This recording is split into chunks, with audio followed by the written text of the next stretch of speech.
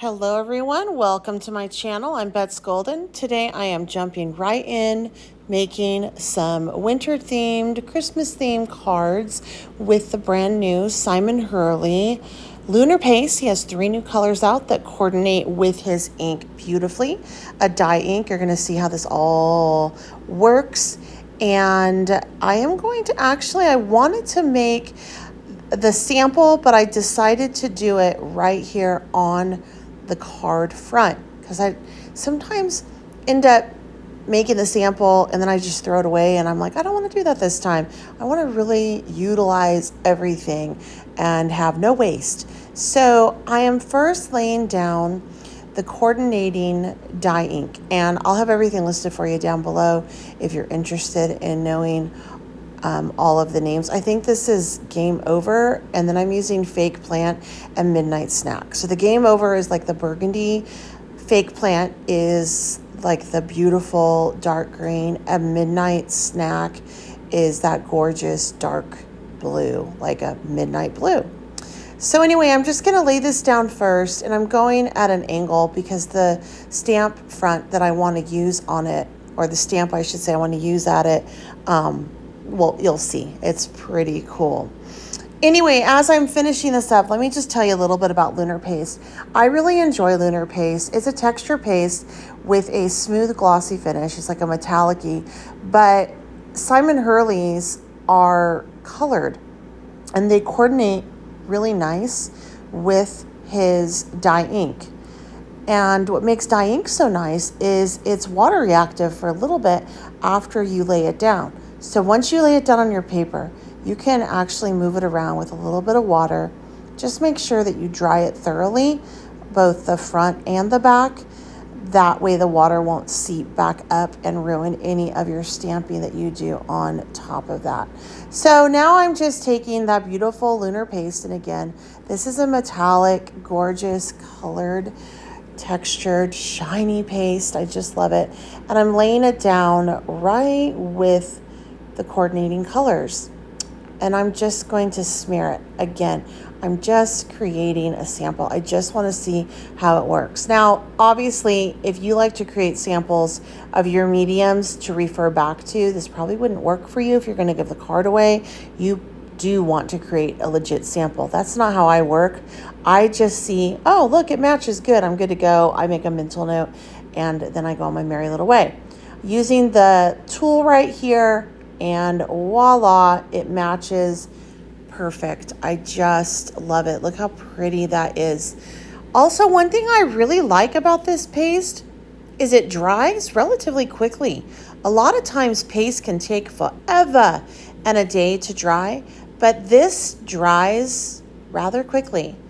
I have excess paste on that, and so I just want to create another card front, and I just smoosh it out, and there we go. I really like how that looks. I end up playing around with this more later. This is one of those things that is just on my desk, and I just decided to do it last minute. I had no intention of creating a card base like this, but I'm just having fun with it. I kind of like how that ends up. Really, you could be done with it, but I use a resist technique on it later, and I'll show you. So from here, I just let it dry. Now I'm going to take these new pull-apart background stamps that he has. I love them. They're deep-etched rubber, so they're really, really nice.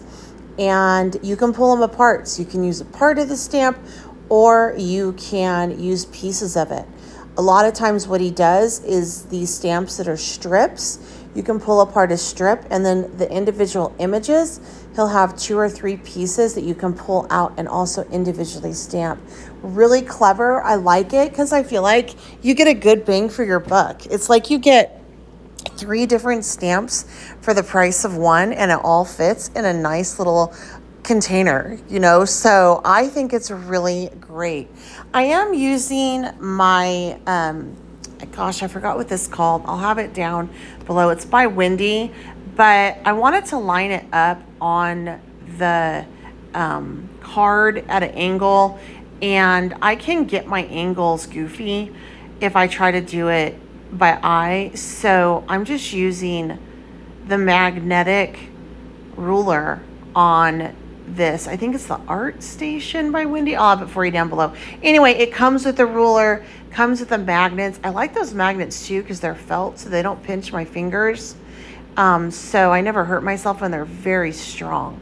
So I really like this to do stamping in this fashion. So this is obviously a mixed media card because that's what I enjoy doing.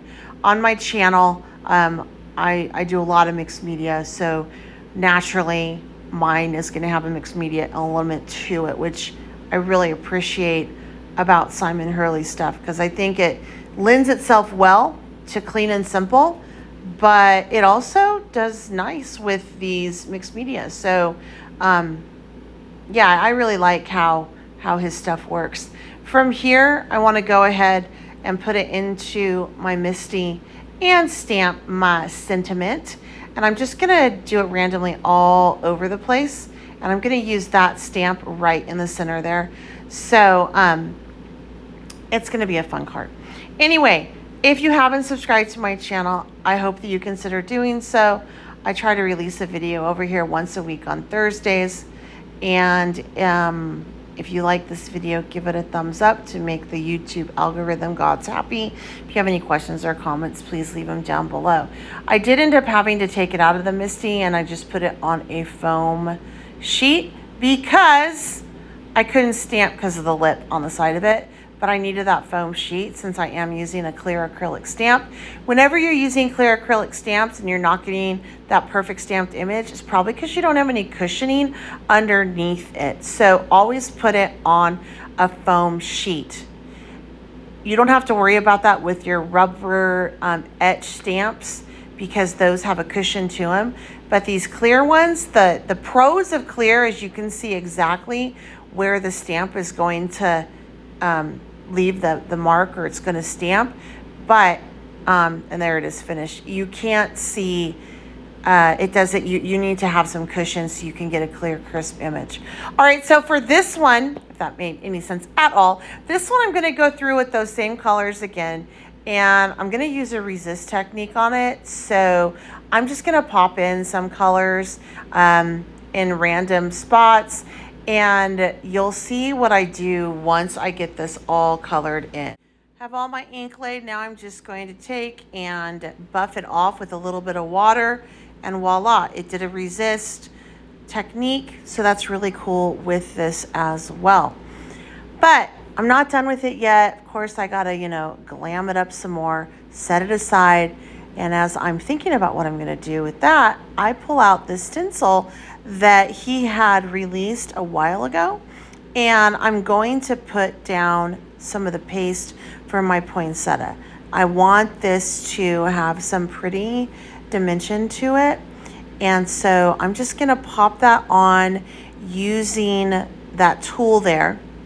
He has a tool set that comes with the two wider pieces and then a little tool to get stuff out of the jar with. I'm going to post that down below as well because I think it's a really good thing to have in your stash. So this poinsettia it's a builder, like a building stencil, so you layer things on to get exactly what you want and color wise. So it's really a cool stencil to have. Stencils are great if you don't want to invest in a stamp because they're economical, and a lot of times, like with this, you can totally create your own image. So I do need to let that dry for just a minute, and as I do that, I am going to create a background, and I'm just popping down some of that fake plant. I love his dye ink because the colors are bright and beautiful. They work really well with water.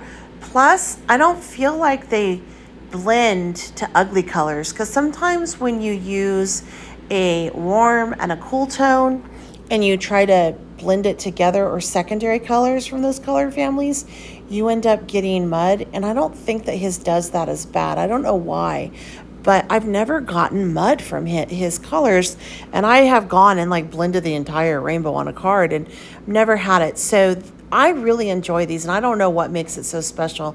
I'm not a chemist, but man, his stuff is really great. So as you can tell, I sprayed that out, and now I'm going to go through and I am just going to lay some of that fake plant with this other stencil of his down for a tone on tone. And I am using his scraper for this. I just like how it does a nice even coverage, and it is able to cover a lot of area at one time, which means you're going to have less likelihood of bleed through than you would by going over and over again. For some reason, that causes a lot of bleed through. So just look how pretty that is. So I can take that excess right there and just scrape it right back in to my container for another use. So don't ever throw it away. And I'm really stingy. I'm like trying to get it all off of that stencil and get it back into my container. I want to keep as much as that as I can. So I want to create a tag to put on the front of that card front. And again, I want to stay in this color family, keep to the same theme. It's going to be subtle, but it's going to be really pretty because that poinsettia, I want to have it take center stage. So again, I'm just blending through that fake plant, and then I'm going to go ahead and mist it with a little bit of water like you saw me do on the card. Now using another one of his new stamp sets, I am going to use Shady, which is a beautiful neutral. It's almost like a charcoaly black. I just love it. It is a necessity for his line. I'm really glad he came out with this about a month or two ago. And I'm just making sure I have a good coverage. Actually gonna lay my tag on top to stamp and press it through with that foam sheet that I had used previously to stamp with the clear. And you're gonna see how pretty that looks. Isn't that wonderful? Again, another pull apart stamp, as you had seen. I like to ink the edges just to give it a little bit of definition and to make it pop. And then from here, I'm just gonna lay it on top of the card with some pop dots. And I'm going to go ahead and get my leaves stenciled out. And it's funny, I'm trying to remember, which way did I use the card? Because it should line up perfect. I do eventually figure it out. Then I think, you know what? I want to get those, the little center done. So I use my little detail tool there. And I just pop that on. That's a really great tool to have whenever you're using stencils that have a small area that you need to fill. That's a great one to use. Now I'm going to use the Lunar Paste on my leaves, the same way I did with the poinsettia. Now everything is dried. I've cut out my gorgeous, shimmery, shiny poinsettia, and it's time to assemble. So I'm going to take my foam dots, or you can really use any kind of foam adhesive for this. In my opinion, they all kind of work the same, so I don't have a preference. I found them at the Dollar Tree. I found them, I've paid big bucks for them. I will say this, the ones that are a little bit more pricey, sometimes the backing comes off a little bit easier than the ones that are cheap. So just keep that in mind. And then from there, I am going to lay my poinsettia down, but instead of pop dotting the center, I'm just going to pop dot the edges because I don't want it to be so high up that I can't get it into an envelope and mail. The last thing I want to do is spend more on postage, or even worse, have it get to the person that it's going to and have them have to pay the difference. So I know that one lift with my foam dots is okay, but more than that, we're gonna have to pay some extra postage. So I just make sure that I adhere it on the side, and then I have, or where I didn't put the tag down, and then that doesn't make any sense. I made sure that I didn't adhere it where the tag was with a foam dot, and just on the edges. And then I popped down that Merry Christmas sentiment that I had cut out earlier, and actually pulled it from another card. I had dumped it in the trash, then ripped it off. Okay, so I'm going on to another stamp another card with this, still playing with this new products. And I'm just going to go around and ink the edges on this here with this Shady like you've seen me do previously. I really was heavy-handed on this for a reason. I want to run half of it through that embossing folder because I want to just try something with the Lunar Paste. I actually saw Simon Hurley do this on Instagram. So it's kind of flat and dull, but if you take your Lunar Paste and you just take and rub it in, you can kind of bring a little bit of life to it and bring up those edges. So I really, really play with this. I go a little bit heavy-handed at first, and then like right there is probably perfect. I should have probably stopped, but I didn't.